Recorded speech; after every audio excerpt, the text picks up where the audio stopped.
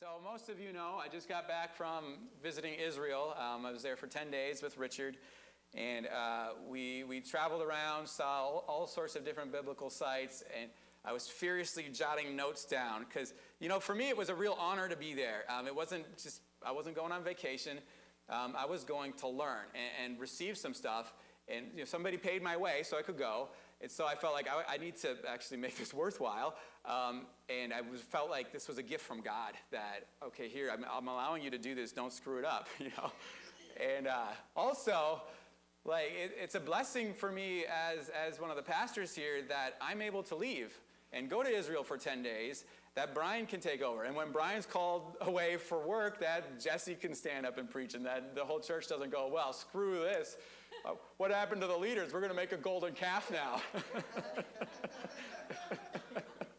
It's biblical. There is the base. You thought about it? So, which ultimately, that's what we want.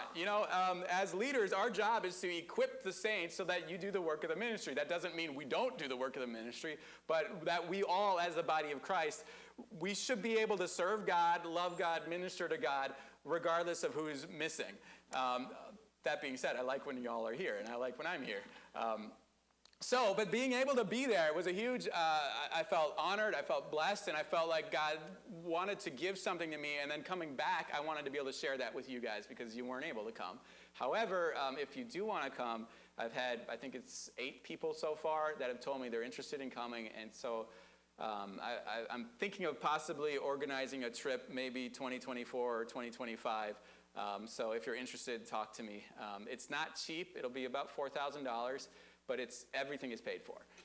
And I think you will be really blessed if you do come.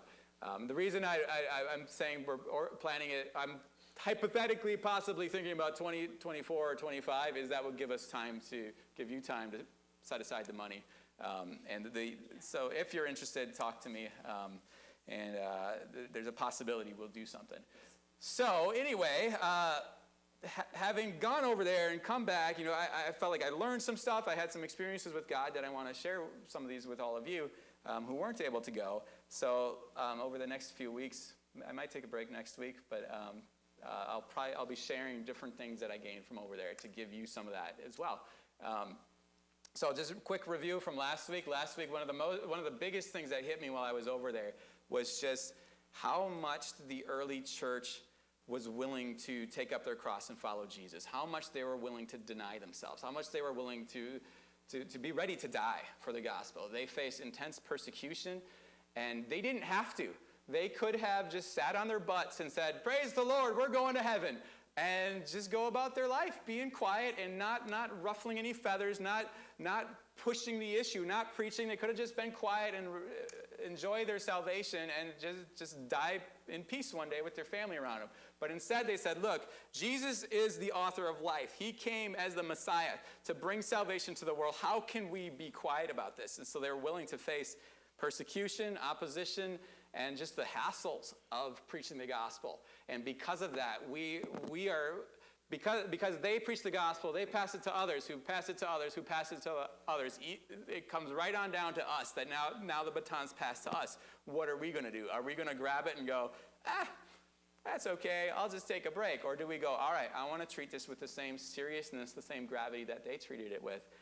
It was intense standing on the location where Stephen was stoned, the first martyr, standing right there and knowing this was where it all happened. That was really intense. Standing on the southern gates, to the steps to the southern gates of the temple, where Peter and John were hassled for preaching and healing the crippled man, and where Paul was hauled out of the temple by angry Jews who thought that he brought a Gentile into the temple. And then that led to his imprisonment. And then that led him to Caesarea Maritima, where he appealed to Caesar. Standing on that location where Paul said, I appeal to Caesar, that sealed his fate, that he would be in prison for years, being sent as a prisoner to Rome and under house arrest in Rome as well. Just standing on those locations and knowing the Christians paid a big price. The early Christians paid a big price for us. It was really humbling, really overwhelming. And that's one of the biggest things. That's probably the biggest thing that impacted me out there. And so I talked about that last week. And, it's easy in our modern culture where we don't face intense persecution. We face a little bit. You might get criticized, you might get mocked, you might lose a job opportunity, or not get to go to the school you want to go to, things like that. But the persecution we face is so small. And so it's easy to treat the gospel like it's not that big a deal, but and just kind of be lazy about it. So I want to challenge you and encourage you, take it seriously, deny yourself, take up your cross, follow Jesus. That's at the heart of the gospel, that we die to ourselves and we say, Lord, what do you want me to do? So this week, I want to go on and talk about a different topic that impacted me out there. So why did the disciples do that? Why were they willing to take up their cross and follow Jesus? Well, one of the reasons was they saw what Jesus did. Jesus literally took up his cross and was willing to die for us. I want to show you some of the places and talk about some of the things that happened on Jesus' last day of life. And this impacted me a lot out there, was seeing what Jesus went through for us because he loved us. He wasn't manipulated by the Father to give his life for us. He wasn't forced to do it. He chose to lay his own life down because he loved us and because it was the only thing that would work to bring us home, to bring us into his family. And that really impacted me out there, seeing the price that he paid for us. So I want to talk about the love that he had. All right, it all starts in the upper room. In Mark chapter 14, Thursday night, about 2,000 years ago, Jesus meets with his disciples. Well, he tells them to go prepare for the Passover. Mark 14, verse 12. And on the first day of unleavened bread, when they sacrificed the Passover lamb, his disciples said to him, "Where will you have us go and prepare for you to eat the Passover?" And he sent two of his disciples and said to them, "Go into the city, and a man carrying a jar of water will meet you. Follow him, and wherever he enters, say to the master of the house, 'The teacher says, where is my guest room where I may eat the Passover with my disciples?'" Okay, just pause there. That's really cool. That the disciples are like, "Where do you want us to do the Passover?" And he's like, "Yeah, you're going to go to the city. There's going to be a guy. You're going to say this. He's going to say that. And you just tell him, 'Look, where are we eating the Passover?' And he'll let you know." That's pretty sweet. All right, and he'll show you a large upper room, furnished and ready. There prepare for us. And the disciples set out and went to the city and found it just as he had told them. And they prepared the Passover. So let's see some pictures here of the upper room. I think I got 3 pictures. So this is going up to the upper room. All right, go to the next one. That's the door into the upper room right there. Okay, last one. Here we are. This is the actual upper room, sort of. This is built on, this location here that you're looking at has a 2,000-year history. Originally, this was, there was during the time of Jesus, there was a 2-story house here that the disciples met with Jesus in the 2nd story in a room, and they had the Last Supper there. After the time of Jesus, the Roman Empire went through some changes. Christianity was spreading around the Roman Empire. The western side collapsed. The eastern side, we call it the Byzantine Empire, or you could call it the Eastern Roman Empire. They became the dominant political power in the area, and they were largely Christianized in a sense, politically, culturally, not necessarily in their hearts, but they were Christianized in a sense. Well, during that era, Emperor Constantine's mother, Helena, visited the Holy Land and asked people, where did these things happen? Where was the Last Supper? Where did Jesus die? Where did, whatever, all these different things. Where was Jesus born? She traveled the Holy Land asking the locals where all these events happened. And for the Last Supper, they all pointed to a specific house in Jerusalem. And so she did what the Byzantines did wherever they found certain holy places, I guess we could call them. She built churches. She commissioned churches to be built. And so they tore down the house that was there, and they built a massive cathedral there. It became the largest cathedral in Jerusalem. And within the cathedral, they had a small chapel that was built precisely over the location where Jesus and his disciples had the Last Supper. Now, that was back like in the 300 to 500, somewhere around then is when this happened. In the 700s, the Muslims invaded the Holy Land, and they destroyed the temple. They destroyed the cathedral that they had set up there. And after that, I don't know, sometime in the Middle Ages, the Crusaders came in, they kicked out the Muslims, and they rebuilt the cathedral. After that, the Turkish Muslims, the Mamelukes, came in, and I think it was the 17 or 1800s. They came in, they converted that rebuilt cathedral to become a mosque, and now it's no longer a mosque. It's a historical landmark that has 2,000 years of stones being destroyed and things adding on. Nothing of the original two-floor house remains here. These stones were not from the time of Jesus. The disciples didn't have a table sitting on that floor there. However, if you could dig down, this is the same geographical location where they met for the Last Supper, which I thought was really kind of cool to be standing there. What's that? Yes, the chandeliers are original, yeah. All right, let's go on to the next verse here, verse 17. And when it was evening, he came with the 12. And as they were reclining at table and eating, Jesus said, "Truly I say to you, one of you will betray me, one who is eating with me." They began to be sorrowful and to say to him, one after another, "Is it I?" He said to them, "It is one of the 12, one who is dipping bread into the dish with me." Now it's amazing to me that they're sitting at the table together. Not, it wouldn't have looked like Leonardo da Vinci's Last Supper. They probably would have had a low table with cushions around it. Everybody sitting around together. Not everybody like sitting next to each other like a wedding party or something, but probably around this table, low table, sitting together. And Jesus knows he's going to be betrayed. He knows what's coming for him. He's already put hints of what awaits him, of that he's going to die, that he's going to rise again, that he's going to suffer, that he's going to be rejected. He's already told the disciples little hints of that all along, but now he's being real clear. One of you will betray me. And just think about how incredible that is. Jesus knew what was going to happen. He could have backed away. He could have walked away at any moment. And not only did he choose to stay, he knows who it is who's going to betray him, and he's having dinner with him. He knows Judas is going to send him over to the most excruciating torment that anybody could experience. And he's sitting there eating with him calmly and just trusting God. And not only that, but Jesus actually creates an opportunity for Judas to betray him. John 13, verse 27, John points it out. He says, Jesus turns to him as he dips the bread, and he hands it to Judas, and he says, "What you are going to do, do quickly." And it says at that point that Judas left to go organize things with the priests and arrange the betrayal. It's just remarkable to me that Jesus knows what's coming, yet he chooses not to run or not fight it. He could have stopped it instantly, but he chooses to stick with it, and he chooses to still have dinner with Judas, even though he knows what Judas is going to do, and then he creates an opportunity for Judas to get out and go get the job done.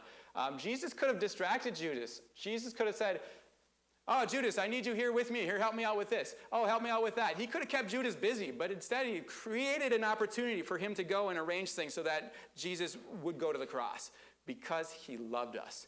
Because he loved us enough to suffer through that. Not only that, John notes that before Judas leaves, that Jesus did something really radical. He puts on the clothes of a slave, wraps himself in a towel, which were the clothes of a slave at the time, and he goes around and he washes the disciples' feet, which is a thing that the slaves were to do for guests in the home. This is Jesus' last night with his disciples. It's his last night of peace on earth. It's his last night just to be with those he loves, his friends, people who are closer than family.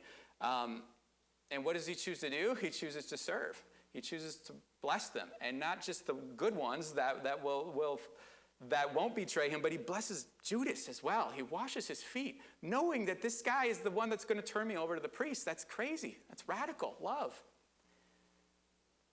And then after that, so Jesus explains, "I'm going to be betrayed. One of you is going to do it." It's Judas. And then after that, he establishes the tradition of the Lord's Supper with the bread and the wine. A lot of us come from churches where it's more of a ritualistic kind of thing that seems a little goofy. You have a little wafer, styrofoam thing and a little thimble of grape juice or something. And it's like, well, this is kind of weird. I don't think it was weird when Jesus instituted it.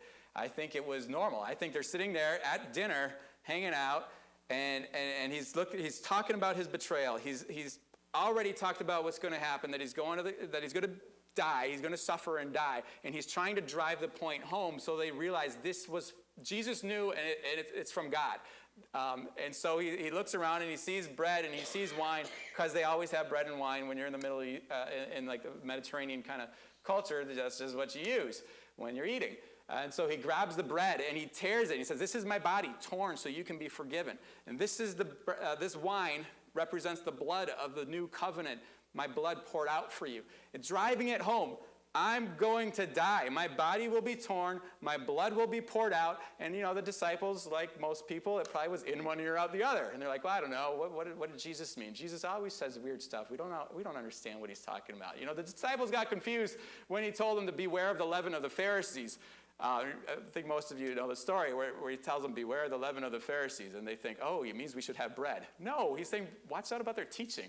So I'm assuming the disciples were confused here as well. They're like, we're just eating Passover. Why is he talking about his body and the blood? And we don't know. But they remembered it enough to write it down. And I think probably afterwards when it happened, they went, okay, that was significant. And we don't. And I think one of the reasons Jesus told them in this way was so that they wouldn't completely freak out. Even though they did freak out for a little while. I think then they would realize, okay, he knew what he was doing. He was ready, and he willingly gave his life for us. So Jesus, he gets together on his last night, his last day. He gets together with the disciples to celebrate Passover. Passover, when the sacrificial lamb will be killed, Jesus, the Lamb of God. And he lets them know, I'm going to suffer, I'm going to die, but my body will be torn, my blood will be poured out, one of you will betray me. So he drives it home. All right, and then that brings us to the next place, the Mount of Olives. The Mount of Olives is a large hill. I would call it a hill. A lot of the things that are called mountains in Israel, from my perspective, they're more like hills. Because we have the Rockies over here, and we have even the Appalachians. It's like, oh, those are real mountains, but a lot of the mountains over there feel more like hills to me. So the Mount of Olives is like a very large hill on the east side of Jerusalem. Mark 14, starting in verse 26. And when they had sung a hymn, they went out to the Mount of Olives. So let's see, we got a couple pictures here. Here's the Mount of Olives. All right, so Jerusalem is to the right. And this is the Mount of Olives on the left there. Back in the time of Jesus, you didn't have a lot of gravestones on the Mount of Olives. There's gravestones all over the Mount of Olives now. Why are they there? They're there because of a prophecy in Zechariah 14. Zechariah 14 says that the Messiah, when he comes, that he'll first descend on the Mount of Olives. The Mount of Olives will split open, and the dead will rise up. And then from the Mount of Olives, the Messiah will enter Jerusalem. So the Jews believe that will happen literally one day. The Muslims also believe that will happen literally one day. I don't know exactly what I believe about that prophecy. I don't think it'll happen literally one day, or maybe it will. But if it does it really matter where you're buried? So in their thinking, especially the Jews and the Muslims, why do they want to get buried on the Mount of Olives? Because they said, well, that's where the Messiah is going to descend, and the dead will rise. So I want to be there first. I want to rise up first and see it all happen. All right, so then they pay lots of money so they can get buried on the Mount of Olives. It costs a fortune to get buried there. It's a great money-making scheme. And, I was thinking about it. So the prophecy says that he's going to descend. This is really neither here nor there. But the prophecy says he's going to descend on the Mount of Olives, and it'll split in two. Well, what they didn't think about, all the people that got buried there, all right, when he descends and it splits, you rise up and then it splits, were you going to fall down the crack?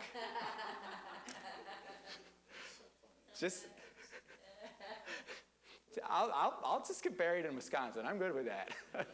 I think when Jesus comes back, we're all going to know. And is it going to? I don't know how it's all going to work, but does it ultimately matter? Not really. He's going to come. We're going to rise up, and everything's going to be. It's going to all happen then. So anyway, the Mount of Olives is covered with. There's a lot of houses now, and there's a ton of graves everywhere. All right, let's do another picture. So now you're looking down the Mount of Olives, and those are some older graves, down the Mount of Olives, and then I should have brought that pointer. I forgot the laser pointer today. And then those trees there are kind of this valley that then goes up into Jerusalem. You can kind of see the Dome of the Rock there, that golden dome. And there's the gate. Yeah, thank you. And then the walls, that's the wall of the city of Jerusalem, the old city of David, I believe. Yeah.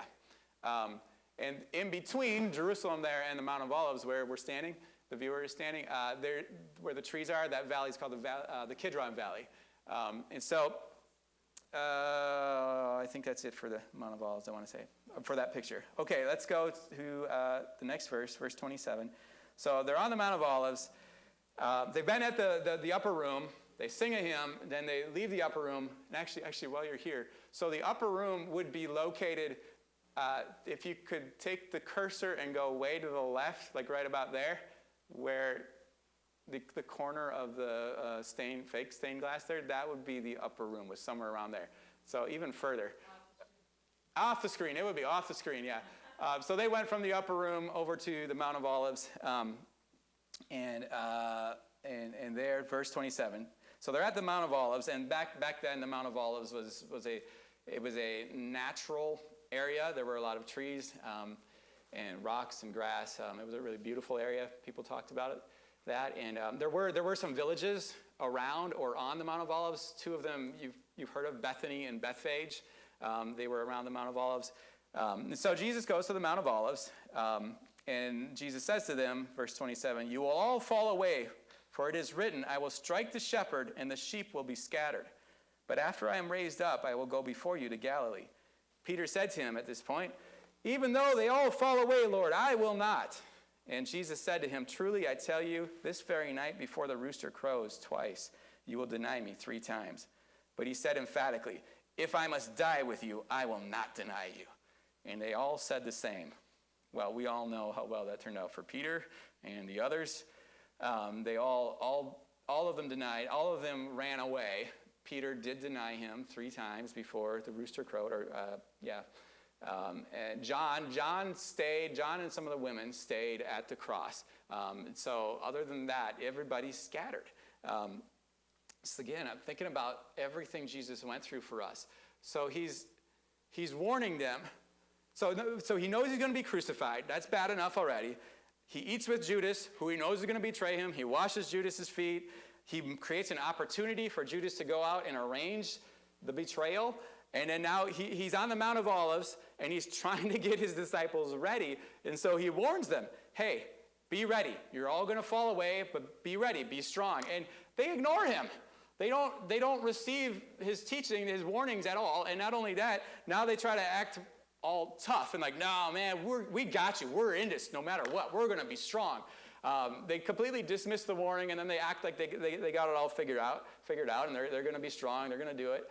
And then we know the rest of the story. Jesus does get betrayed. He gets arrested. He gets crucified. And guess what? Yeah, everybody turned on him just like he warned them they would do. And maybe if they would have received it and prayed, maybe they wouldn't have turned on him. Man, that's a lot that he went through, all for us. Like the physical hurt of the crucifixion, that in itself. All right. Awful, miserable, terrible. But then also beyond that, like just the rejection of his friends and how they're ignoring him right till the end and just kind of dismissing. Jesus knows this is a big deal. And they're like, yeah, whatever, we got this, man. Don't worry, we got your back. And he knows they don't. That'd be hard to go through, but he did it out of love for us. All right, that brings us to the Garden of Gethsemane. Further down the slope of the Mount of Olives, before you get to the Kidron Valley and then up into Jerusalem, there was an area that till this day is called the Garden of Gethsemane. I think we got some pictures that we can show at this point. Yeah, so this is walking down the Mount of Olives, heading toward the garden. All right, next one. Here's part of the Garden of Gethsemane. It was a garden with olive trees. I call it a garden. It was like a olive grove. Okay, next. And I think maybe there's one more. Yeah, there we go. All right, so there's all these ancient olive trees there in the Garden of Gethsemane. Gethsemane, it comes from two words in Hebrew, oil and press, like a wine press. Gethsemane was a location where they had an oil press. The olives would be taken from the trees there, and they would be smashed, and they would be pressed and crushed, just like, making wine where you crush the grapes. They would be smashed and crushed until the oil would come out. And that oil was used to anoint the kings, the new kings in Jerusalem, which is kind of interesting to think about, isn't it? That's where Jesus goes, and we all know what happens there. He prays, and he says, the famous words, not my will be done, but thy will be done, if you're speaking King James. But that's where he finally surrenders. Well, not finally, but that's where he lays it all down, and he makes the ultimate final decision. Okay, God, I'm going through with this. That's where he was pressed. That's where he was crushed. The King of Kings was crushed in the garden where the olives were crushed to make oil to anoint the kings of Jerusalem. It's just very interesting, the poetry, the symbolism that God put here. The Garden of Gethsemane. So the Garden of Gethsemane was historically a well-known area. People knew it as this beautiful olive grove, and they knew the olive press was there, and it was used to anoint the kings and all that. Families that were traveling to Jerusalem, so 3 times a year, every Israelite was supposed to come to Jerusalem to worship at the festivals. Wealthy people would rent a house in Jerusalem or rent a room in Jerusalem, or maybe they had a house in Jerusalem and they had a couple different houses that they would live in. And so they would stay in Jerusalem. Poorer people and families in particular couldn't afford to stay in Jerusalem, so what they would do is they would camp out on the Mount of Olives in the Garden of Gethsemane. And so it's interesting to think about that 3 times a year, Jesus and his family would have been camping out on the Mount of Olives in the Garden of Gethsemane. He might have been playing on the olive trees, climbing the olive trees, jumping off of them, swinging on their branches, eating some of the olives, which fresh, they're nasty. I wouldn't do that. Sleeping under the stars, building these memories with his family 3 times a year. So this was a well-known location, and he would come with all the cousins and everybody else. All the other families would be there. So probably time after time, year after year, they'd come up and they'd see the families again. They'd see the cousins. They'd see their friends again, and have a fun time visiting Jerusalem for the festivals. And so this is the location where Jesus takes his disciples to. Luke points out that Jesus regularly went here to the Garden of Gethsemane. It was known as being a peaceful location, a real beautiful natural location outside of the hustle and bustle of Jerusalem. And from the garden, you can see the temple, you can see all of Jerusalem right there. And so it would be looking at, when I was visiting there, it felt like, I could see people hanging out here and just coming away to pray. And so Jesus would regularly go there to pray and spend time with God. John points out that Jesus often met with his disciples there. So it was a well-known, fun park, kind of natural location to hang out in. But now Jesus is not there to camp with his family and to meet old friends or his cousins getting ready to go to the festivals. He's not there to teach his disciples necessarily, but there's going to be some teaching. He's not there necessarily he's not there to have a good time and relax and enjoy nature. He's there to be pressed. He's there to be crushed like those olives in the olive trees. Before I read some more verses, just a little point about the olive trees there. Sometimes you'll hear people say things like, these olive trees are so old that they were here during the time of Jesus. Jesus might have prayed under this olive tree. Well, it's a possibility. Some of those olive trees are very old. We don't know how old they are because they don't make rings like normal trees. It's very hard to read the age of the olive trees. And so we're not sure on exactly how old they are. Some of them, they're pretty sure are very, very old. Most people think that they were not from the time of Jesus because the Romans came in, and what did the Romans do to Jerusalem in 70 AD? They destroyed Jerusalem. What do you need to destroy a city? You need fire. How do you get fire? You cut down trees that are nearby. The Mount of Olives was full of trees, so they probably cut down most of the trees. The roots, though, might have been from the time of Jesus, which is kind of cool to think about. And maybe some of the trees survived. Maybe Jesus had prayed under some of the olive trees in the Garden of Gethsemane. We don't know. So anyway, Mark 14, verse 32. So they went to a place called Gethsemane, and he said to his disciples, sit here while I pray. And he took with him Peter and James and John and began to be greatly distressed and troubled. And he said to them, "My soul is very sorrowful, even to death. Remain here and watch." And going a little farther, he fell on the ground and prayed that, if it were possible, the hour might pass from him. And he said, "Abba, Father, all things are possible for you. Remove this cup from me, yet not what I will, but what you will." He knows what's coming. He knows that it's going to be miserable, that it's going to be brutal. You know, growing up in Israel, so the Roman authorities would crucify criminals all the time. And during the time of Jesus, there were a number of false messiahs that rose up. And the punishment for a false messiah was crucifixion. And the Romans wanted to discourage people, false messiahs. They wanted to discourage crime. They wanted to discourage insurrection. And so what they would do, they would crucify the false messiah figures and other violent criminals, and they would set them up in a location that was visible. And so Jesus and his family coming 3 times a year to Jerusalem, they would see what happened to messiah figures, false or not. They would see what happened to those that Rome considered enemies of the state. So Jesus knew what was waiting for him. And there he tells his disciples, "Come and pray." And we know they kind of drop the ball on that. They fall asleep. But Jesus goes and he prays, and it's so intense that he prays, "Lord, if there's any other way, God, if there's any other way, let this cup pass from me. I'll do it, but God, if there's anything else, I don't want to go through it, but yet not my will, not what I want, what you want." Luke, being a doctor, adds some further details. Luke 22:44 says, "Being in agony, Jesus prayed more earnestly, and his sweat became like great drops of blood falling down to the ground." This is actually a medical condition called hematidrosis.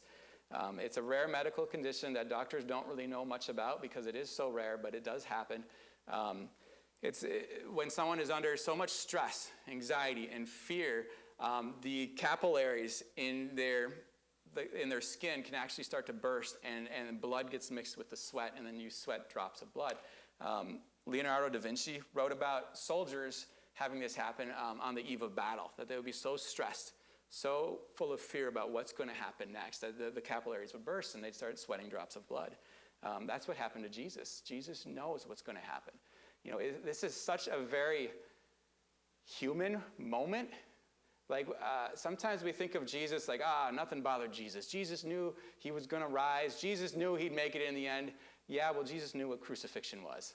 And Jesus was 100% God, yes, but he was also 100% man.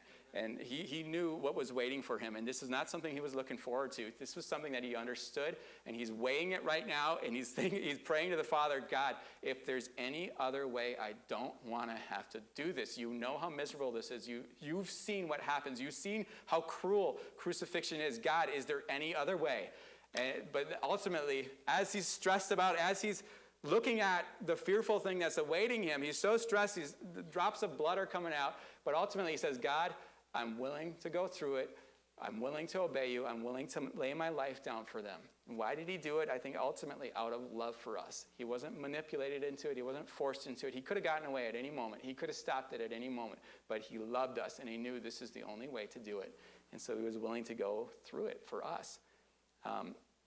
So we stopped in the Garden of Gethsemane I think we were there for about an hour, and we had half hour, 45 minutes, where it was just our group. We had 24 or 25 of us, and so we had this big, so the Garden of Gethsemane has been split into smaller locations now. There's some like public areas that are very busy. There's some areas where churches have built, in my opinion, big ugly cathedrals to ruin the peace and beauty of the area. And you see all these pilgrims coming, and there's a lot of noise and stuff, and there's people selling stuff in other locations among the olive trees. But there's a few locations that you can rent time there, private gardens, private areas within the garden that you can rent some time there. And so we paid for half hour, probably about an hour total, but about half hour, 45 minutes. We were the only ones there in this big area. And we just went out by ourselves. Everybody went by themselves and prayed and spent some time with God. And I had my Bible, and I reread the account of Jesus in the garden. And it just hit me all over again how much he loves us. Like, to go through all that is insane. It's that amount of love. I don't know a person that would do that. I don't know if I would do that. If, like, I love you guys, but if one of you came to me and you're like, man, if you don't get crucified, my life's going downhill. I don't know if I probably would not get crucified for you. I love you, but I don't think I could. But Jesus, he loved us so much that he was willing to go through that. And you see him war through it here in the garden. So I'm sitting there. One of those big fat olive trees was actually the tree that I sat at. And I was just sitting down reading the account. And there was a small thing in the account that hit me in particular. It was, let me see, do I read it? I don't think I'm reading it. So it was, no, I do. Yeah, I do read it. Okay, we'll get to it. So while we're sitting there, I'm reading the account and just being reminded of this very simple but life-changing fact that Jesus loves us and was willing to show his love in such a dramatic way. And so it's all quiet and peaceful. And then this other group came in, and from some other country, I don't know what language they were speaking, but one of them had a guitar, and they started worshiping God in some other language. And then another group came in, and they were worshiping God in another language. And I thought, this is amazing. And it brought me to tears. I started getting like goosebumps, and then I started crying. I'm like, Lord, you are awesome, God. Like, this is crazy to think about what he went through, but I could see why he went through it. You know, he saw there's going to be people all over the world that have lives that are screwed up, messed up, and the world has just beat them up, pushed them down, and the devil's just crushed them, and sin has made them stupid. But I'm coming to undo that. I'm coming to change their lives and bring them together, heal them, and make them whole. People from every culture and generation and language and tongue. It's just amazing. All right, we're sticking with Luke. Let's go to verse 47. Luke chapter 22, verse 47. While Jesus was still speaking, encouraging his disciples to pray, there came a crowd. And the other gospel writers, they note that the crowd was armed with different weapons, swords, clubs. So there came a crowd, and the man called Judas, one of the 12, was leading them. He drew near to Jesus to kiss him. A normal greeting in that culture. It wasn't something weird. Romania, they still do that many times. You greet people with a kiss. Well, that's what they did in Jesus' time in Israel. You greet someone with a kiss. But Judas had established ahead of time with the soldiers that the one that I greet with a kiss, that's the man, that's the Messiah, that's Jesus. So grab him. So he greets him with a kiss, and verse 48, but Jesus said to him, Judas, would you betray the Son of Man with a kiss? And when those who were around him saw what would follow, they said, Lord, shall we strike with the sword? And one of them, and John lets us know that it was Peter, which I think is kind of interesting. You know, Matthew, Mark, and Luke leave out the details of who did this. John's like, yeah, it was Peter. Which I think Peter was gone by the time John wrote his gospel, so maybe that's why John put it in there. It's like, all right, he can't hassle me now. So one of them, Peter, takes his sword, and he struck the servant of the high priest and cut off his right ear. And this is the verse that really struck me while I was sitting there in the Garden of Gethsemane. But Jesus said, no more of this. And he touched his ear and healed him. That's crazy to me. Jesus, he's going to be crucified. He knows how evil that is, how awful it is. And one of the men that has come to arrest him and lead him to crucifixion, Jesus heals his ear. Jesus doesn't. It's just amazing to me the amount of love that he shows for those who are going to hurt him. All right, and then that leads us to the Via Dolorosa. So the Via Dolorosa, it's Latin for the way of suffering or the way of pain. Sounds like a Babylon 5 thing. Isn't there something in Babylon 5 with that? Or pain. Yeah. Oh, yeah. Okay. So the Via Dolorosa is a route that tradition says that Jesus walked this route from like the betrayal, arrest, crucifixion, burial. Some of the route probably really was where Jesus walked. Some of the route most definitely was not where Jesus walked, but it's still this traditional route. And so we went on the Via Dolorosa, and it was interesting because it was packed with thousands of pilgrims. They call us pilgrims out there. We're not missionaries. We're not tourists. We're pilgrims. We're going on a pilgrimage to see where Jesus walked and see these things. And so you have all these people from all over the world that go and walk the Via Dolorosa. And some of them believe it really is the route he walked on. Others know, well, it probably wasn't. But anyway, it's this established traditional route that people walk on. And some of the sites actually were where Jesus was. And so those were kind of cool to me. The ones that weren't, I'm like, well, I don't know. It's powerful to be here, knowing Jesus was crucified around here and he walked somewhere around here. But the spots where I was like, we know he was here, that was extra special to me. So anyway, the crowd comes. They arrest Jesus like a criminal. Then they go down the Mount of Olives toward the Kidron Valley. They cross the Kidron Valley, and then they go up toward the city of Jerusalem.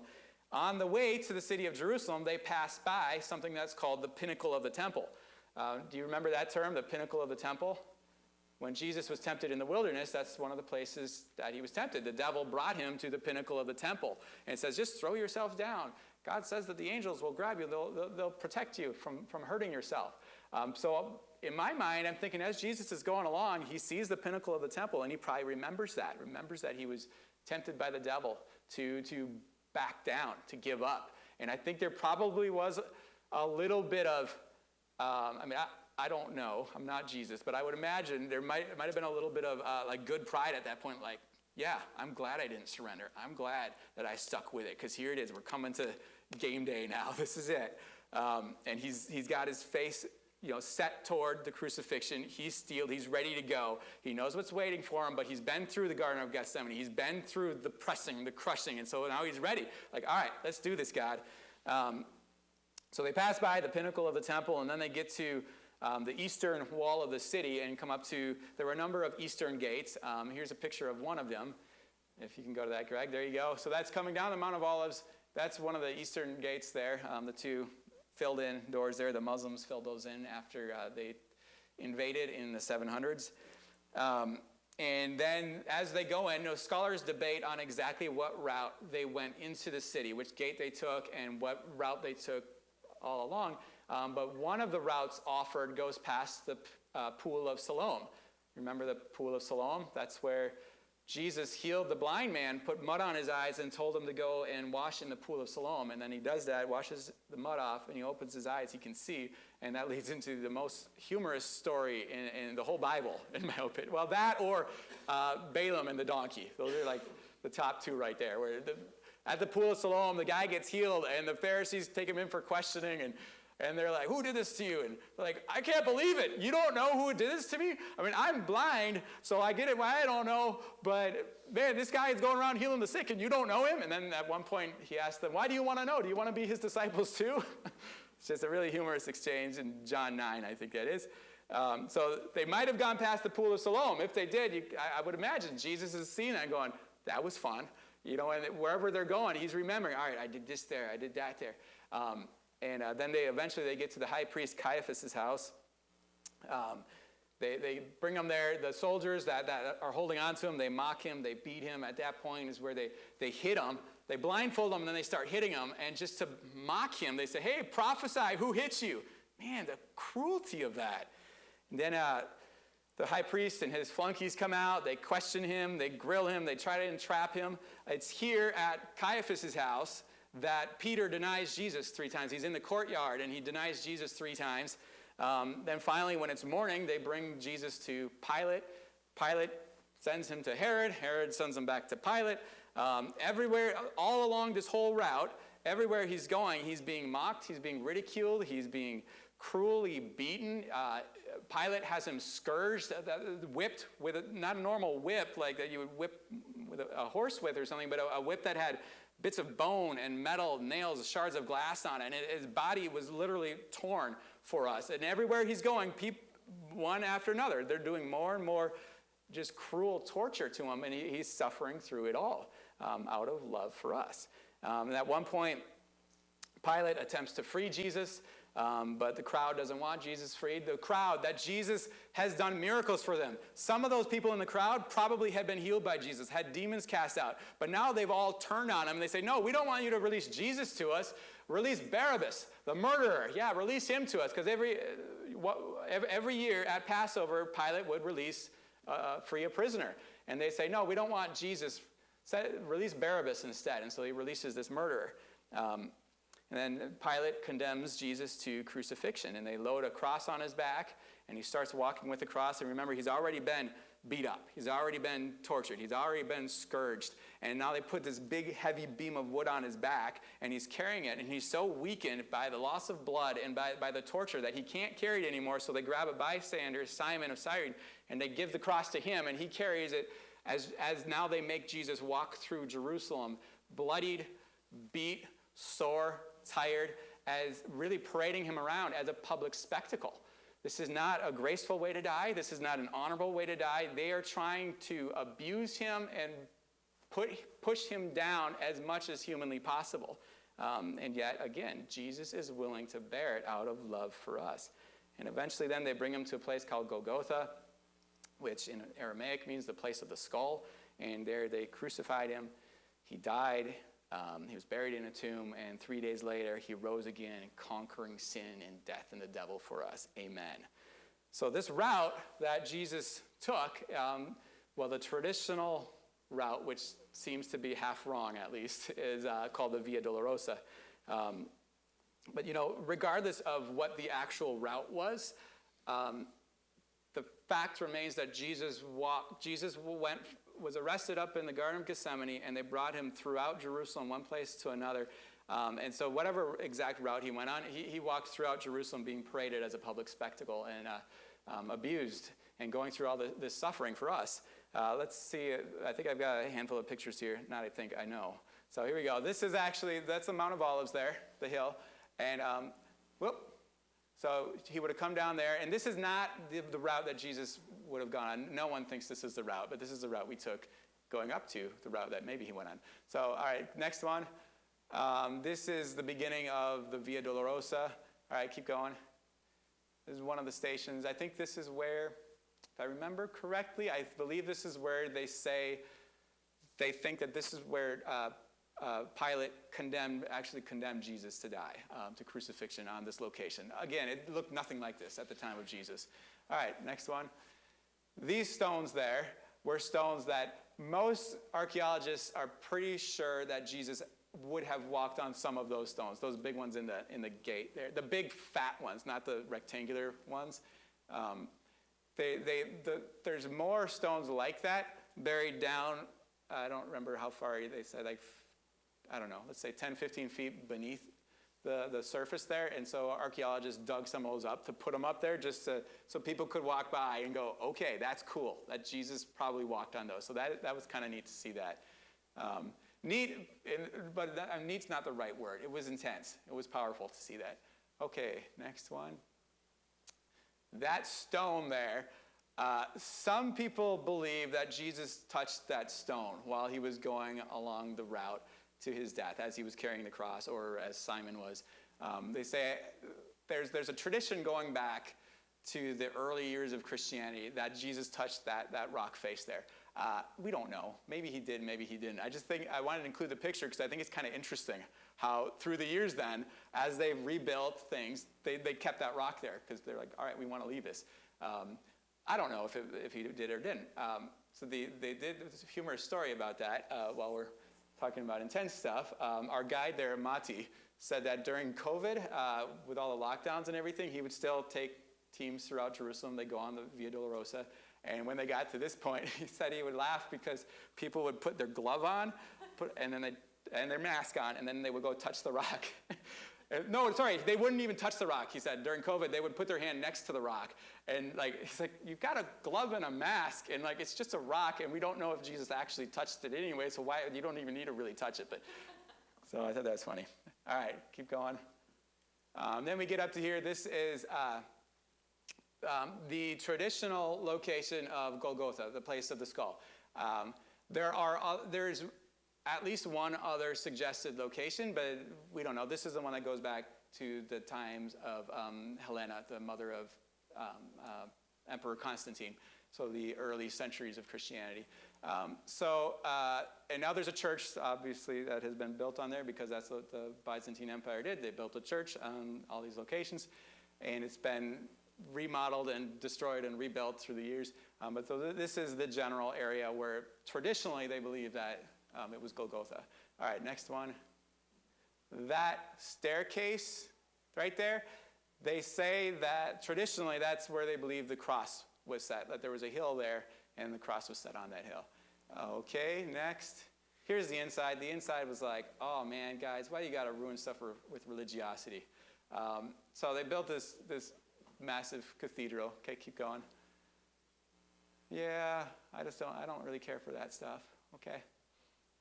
So then as you pass through, you come to, so this church, and this is within the church, there's a little chapel.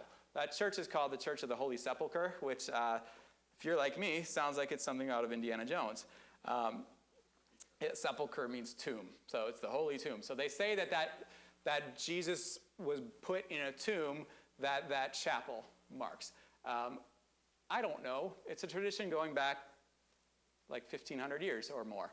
Maybe not. But ultimately, it doesn't really matter. Jesus isn't in the tomb. And most importantly, his body's not there. He rose from the dead, and he's seated at the right hand of the Father. And his spirit is within all of us and around all of us. So really, it doesn't matter. But what I thought was interesting, you go into this church, this massive cathedral, and there were, I don't know, it had to be like 5,000 people.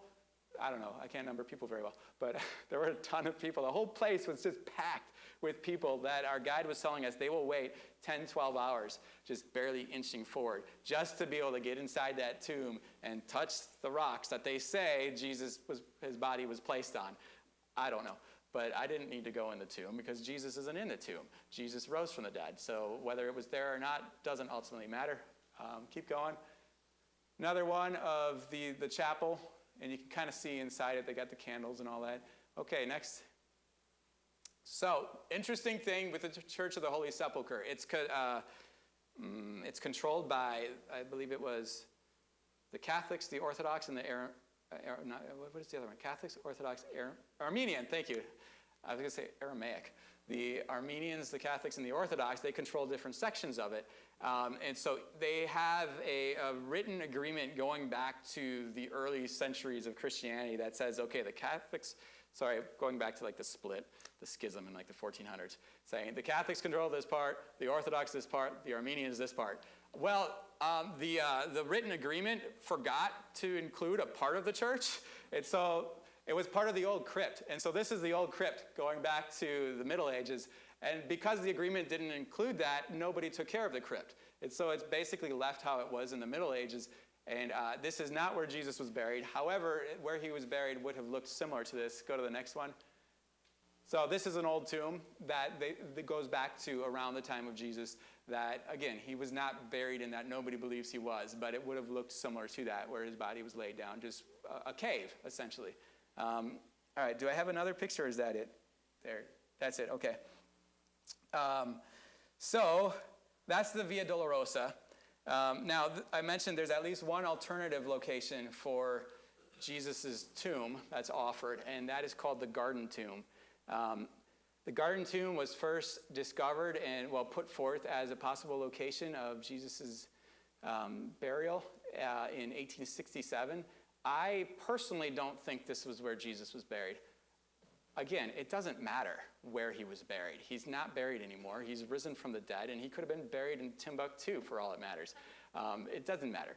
I just don't think the history or the archaeology lines up with it. From the research I've done, you can have your belief. It doesn't matter. It won't change any of our lives. What changes our lives is that he's not there. Amen. So let's see some pictures of the garden. I will say, though, the Garden Tomb was way more spiritually uplifting of a location. It's this beautiful garden that the evangelicals have been running it, basically, and using it as a mission-type experience, that people come in and they walk you through the gospel, and they explain why Jesus' death was needed and everything. And it's very peaceful, and there's no weird, creepy religious stuff that weirds me out. And it's all people who really love Jesus that are working there. And so it's a way better environment. If we do a trip to Israel, we are going to the Garden Tomb, whether or not I believe it actually was the location, because it will really bless you. We did communion there, and it was powerful. All right, so Garden Tomb. So this is where they say Golgotha was. Now, this is not a very good picture. Joanne, if you want to see a good picture, Joanne has a way better picture when she visited Israel years ago. What happened, so this looks somewhat like a skull. I need my laser pointer, but there's I can't do. I gotta like jump up. There's like a whole cave type thing there where it looks like two little things. Those are the eyes. It's like a lighter cave. Those are the eyes of the skull, and in the middle was a nose. The nose got hit by lightning and fell off. And you could kind of see, though, like you could see, okay, I could imagine that. And then on the bottom, there's those rocks that kind of look like a creepy skull smile. And so, when I was there, I was like, all right, I can kind of see it if I squint my eyes right. Joanne's got a way better picture, so if you want to see it, talk to her. I'm sure she'll show it to you. Hers actually, you look at it and you're like, oh, that's a skull. Mine, you look at it, you're like, ugh. Which is what, well, anyway, all right. So there's that. Let's go to the next one. Here's the tomb that they propose as a possible tomb that Jesus was laid in. I don't think it was. The people that I talked to there said that this tomb was from the 9th century BC. The Bible says that Jesus was buried in a new tomb. Why would he be buried in, why would you call a tomb that's 800 years old a new tomb? That doesn't make sense to me. So I don't think this actually was the tomb that he was buried in. However, this would have looked like the tomb that he was buried in. Other than the doorway there, they enlarged the doorway so that normal people could fit through it. The doorway would have been about half that size. You would crawl through, bring the body through and lay it down on the a rock platform, which I didn't get good pictures of that. There's see that little window thing there? So that's kind of weird, right? On a tomb, like why do you need a window? Yeah, so the body can look out. No. This is weird. I never knew this before, but our guide told us, and I guess I should verify that it's true, not just something they tell foreigners. Yeah, let's tell these guys. What they told me was that the Jewish tombs at the time, they would put a little window there because there was a belief that, especially the Pharisees would teach this, there was a belief that when you're buried, your soul/spirit remains in your body for 3 days, and after 3 days, then it leaves to go to heaven. And so I guess it can, the spirit can leave your body, but it can't pass through stone. So you need a window. Guys, it makes sense. Totally makes sense. Whether it makes sense or not, that's what they did, and that's how they know this was a Jewish tomb, not somebody else's tomb. But here's something that really is really cool. You know the story of Lazarus dying, right? And Jesus rose him from the dead. How many days did he wait? 4 days. 4 days. Why did he wait 4 days? I don't know, but it has been suggested that he waited specifically 4 days because, so the Pharisees and others at the time believed that resurrection was only possible while the soul was still in the body. So after 3 days, it wouldn't be possible. So Jesus was like, I really want to drive home a point. Let me wait 4 days when they think it's impossible, and then I'll come and do it. I think that's cool. I have not verified whether that's actually accurate or not, but I'm still going to believe it. All right. Here we got another one. There we go. This is the gravestone. This is not the gravestone that was covering rolled over Jesus's grave.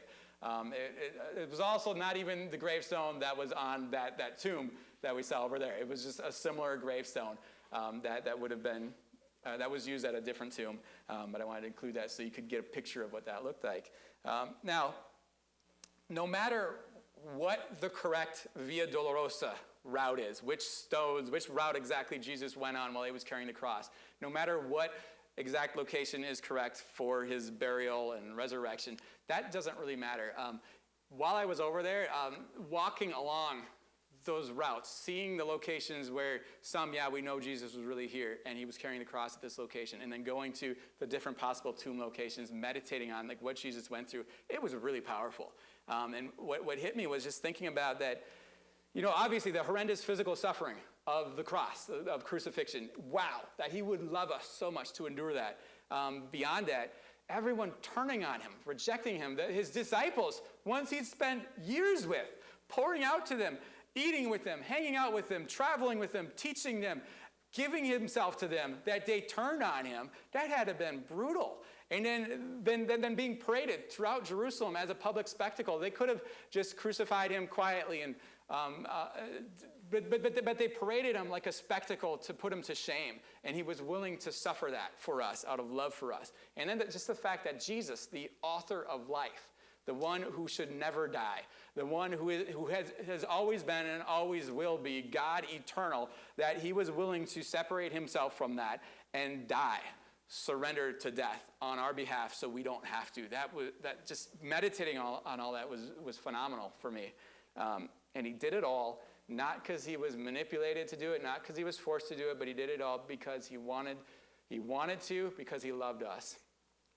John 15, verse 13 says, "Greater love has no one than this, to lay down one's life for one's friends." That's what Jesus did for me. That's what he did for you. That's what he did for the world. He went through all that, not to fulfill some religious obligation, but he laid down his life for his friends because he loves us. 1 John 4:10, this is in the New Living Translation. "This is real love, not that we loved God, but that he loved us and sent his son as a sacrifice to take away our sins." I've heard, different times preaching the gospel to people, people will say just really uneducated comments like, well, God killing Jesus on the cross makes him a child abuser. No, God did not kill Jesus on the cross. Jesus chose out of love for you, you have your stupid idea.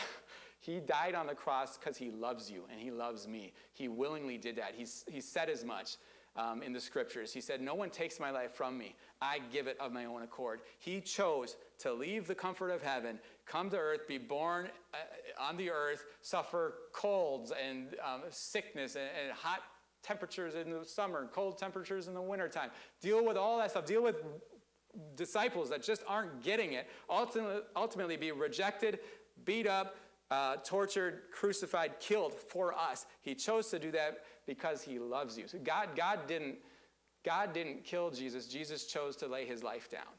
And secondly, the Father, out of love for us, accepted that sacrifice in our place. We deserve that death. We deserve that punishment. We deserve the suffering that he went through. But out of love for us, the Father said, "Okay, I will take my son's sacrifice so you can live, because he will die so that you can live." That's incredible love.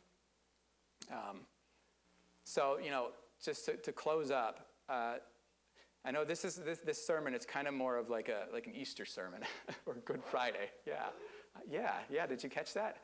It's kind of weird. Like we're supposed to talk about Jesus being born and glad tidings of great joy and salvation for all mankind and all that stuff.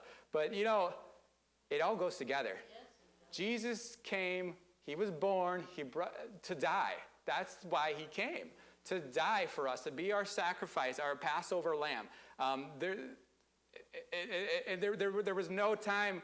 Everything about him coming was wrapped up in his death. He knew that was coming for him. And so I want to encourage you this time of year, when it's a great opportunity to talk about Jesus with people. Even though our culture is very secular and Christmas, in a lot of ways, people have turned it into Santa Claus and whatever, gifts and spending time with family and stuff like that, which, spending time with family is good. Gifts are fine. Santa Claus evil.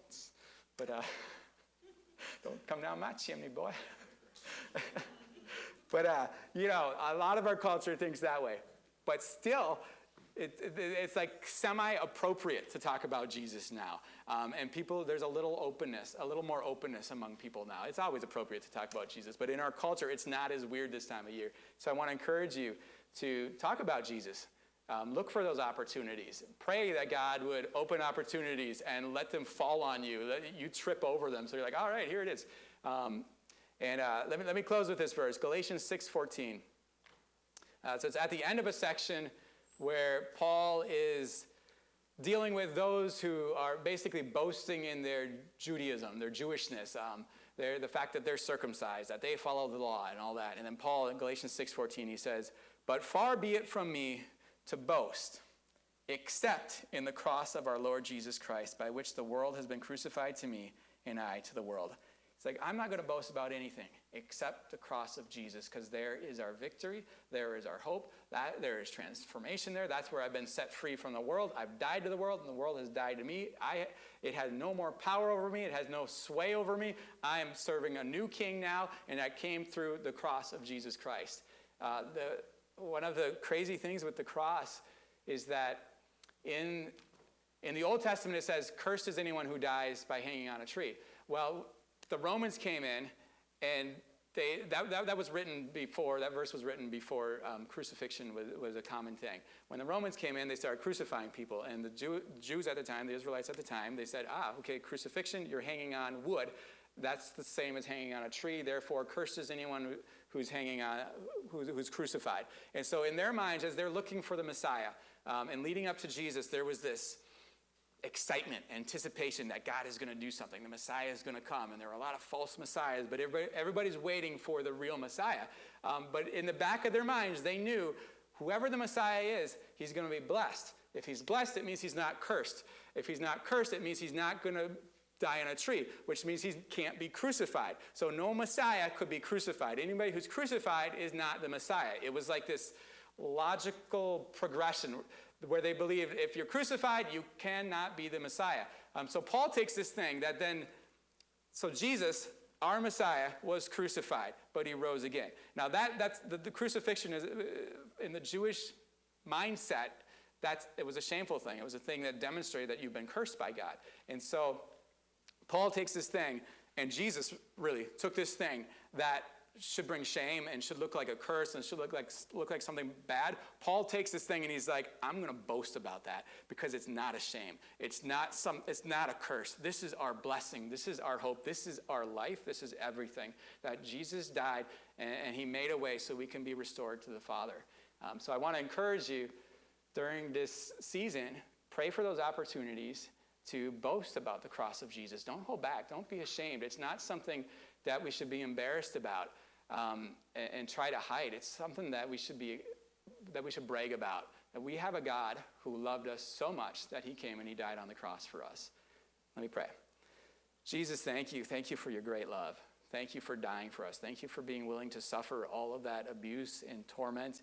I'm just amazed that you went through it, and you did it when there was nobody following you, basically. There was nobody that was faithful to you. And you died for us before we were born, and knowing that we were going to rebel against you and commit all sorts of sins and run from you our whole lives long, but you still chose to die for us. And through your death on the cross is our salvation. Through your death is our life. Through your death is our freedom.